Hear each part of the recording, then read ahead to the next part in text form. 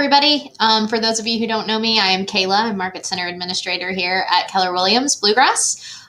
Today, I'm going to be showing you how to do a green sheet from start to finish. For those of you who don't know what a green sheet is, I like to consider it your time card or an invoice that you're going to fill out for me, send to me for all of your services rendered during your transaction, which will then trigger me to do something very exciting, which is write you a paycheck. So very important that we complete our green sheets on every single transaction. Definitely want to make sure that you have them submitted before closing time so that you can get paid on the same day as you're closing. First thing is you're going to want to log into your MyKW homepage, which you can see I am logged on to mine. There I am. So if you don't know how to log on to your MyKW, please send me an email. My email is kaylasydney@kw.com. And let me know that you're unable to log in, and I can put you in touch with Scott Leroy, who's our virtual tech concierge, and they can get you set up. But anyway, we're going to go ahead and get started. Log into your MyKW homepage, and then if you look over here under technology, you'll see the drop-down menu, and you're going to want to select green sheet. That'll take you here, which is our little green sheet hub, our little dashboard. This is where you can find all the information on all the green sheets that you've ever submitted, which is pretty interesting. If you ever have questions, you can sort of explore and see what all these little tabs do. But we're going to go ahead and get started with creating a green sheet. So something that will come in handy when you're filling these out is if you also have a copy of your offer to purchase contract handy, because we're going to be sort of taking some information from our offer to purchase and filling it into the green sheet. So it'll definitely save you some time. We're going to do a very simple green sheet, just a basic how-to. For those, I like to complete them as if we were representing the buyer. So that's how we're going to move forward. So the very first question on your green sheet is, are you the listing agent? On this one, we're going to select no, we are not. Is this a KW listing? We're going to select no, it is not. And it's going to pull up this, which is our blank green sheet form. So the general information tab is first. You can see here there's several boxes. You only need to fill in the pink or shaded boxes. Any of these boxes like MLS number, MLS area that are in white are not required fields. So my recommendation is that you just stick with the absolute musts and only fill in the pink and shaded boxes. So green sheet type, this is going to be a residential transaction. The contract date, I'm going to go ahead and put that as August 8th, which is today. The close date, I'm going to go ahead and put that as September 28th, which is a Friday. It's a good day for closings. If you are unsure of what the closing date is going to be, if you look on page 4 of your contract, you will have filled in a projected closing date there. That's the date I'm looking for in this box. I know that in real estate, all kinds of crazy things happen. Sometimes we close late, sometimes we close early. I don't expect you to be married to this date by any stretch of the imagination, but something's got to be in that box. So you may as well put the date on page 4. We're going to go ahead and move on to the next field, which is type. So if you click this, it'll pull up all the different types of transactions that we can do. This one is going to be a buyer sale. The class is going to be a piece of property, and the property type, I would say 90% are going to be resales. And then you just need to finish with these boxes down here at the bottom, which is street number. We're going to go ahead and put 123.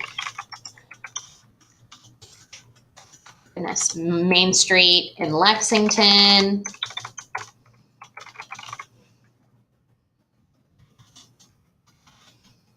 Kentucky, 40503, and that is going to be in Fayette County. So you can see here that all of my pink and shaded boxes on this particular tab are all filled in. So we can go ahead and move on to the next section. This is where you're going to put sale price. So it's whatever price you agreed upon with the listing agent and the sellers during your transaction. You'll usually find that on page 1 of the contract. We're going to go ahead and put $200,000 for this particular property.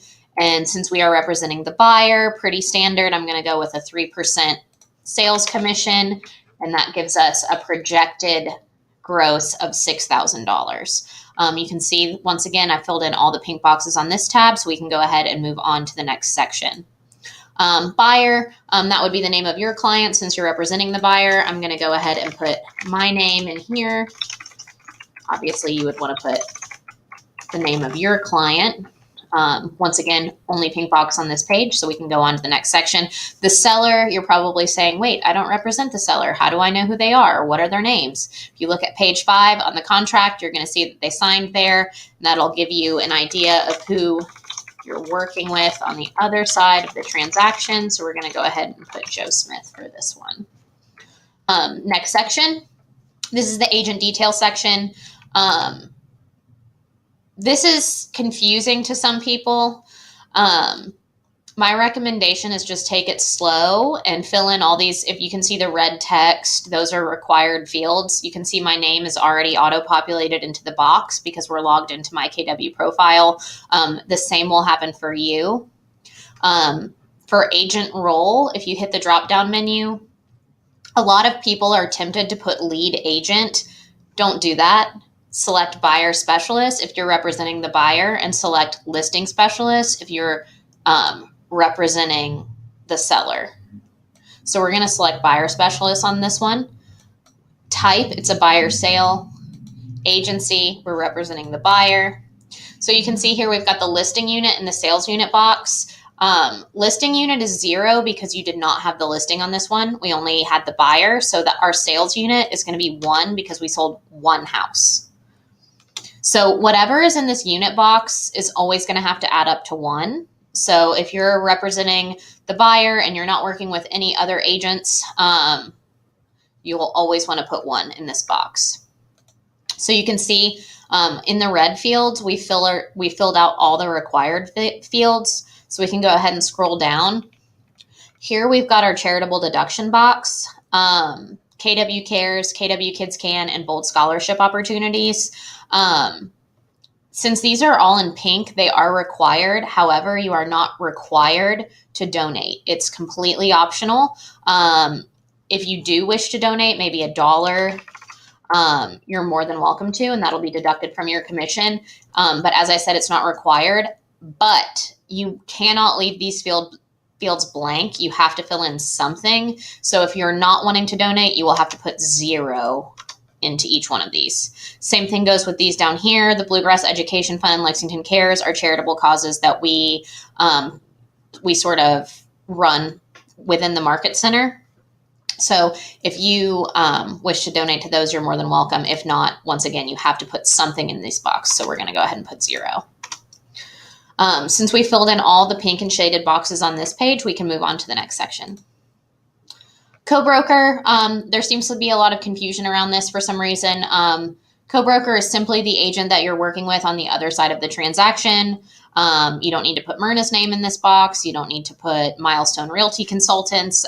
You just need to put the listing agent or the agent from the other brokerage that you're working with to get this transaction closed. If you're working with a for sale by owner, you can just put FSBO. Then you can move on to the next section because that is the only pink box on this page. You can see here on this vendors tab, there's no pink boxes, which means we don't have to fill anything out. So I would go ahead and make it as easy as possible and just move on. So we're going to click next section. You can see here there's no pink boxes on this page either. This notes tab is a great way to communicate with me if there's anything weird that's going on with this transaction. If you think it's going to close 2 weeks early, if it's a cash deal or something like that, you can put any information that you want to convey to me about this particular transaction in this notes box. Otherwise, if you don't have anything that you want to say to me, you can just go ahead and click Submit to MCA because we filled in all our pink and shaded boxes. This will pop up. This is just a reminder to make sure that all your required forms are in dot loop. So as long as you're maintaining your dot loop and staying organized, I think we're all on the same page. So we can go ahead and submit this green sheet. Click Submit. And when you see this partially accepted compliance, it means that your green sheet has successfully been sent to me, but that I have not yet had a chance to review it. So partially accepted compliance is always a good sign. It means you didn't have any hangups. You got it completed just right. And you're good. So that means that on closing day, you'll be able to get your paycheck, and I think everybody will be really happy.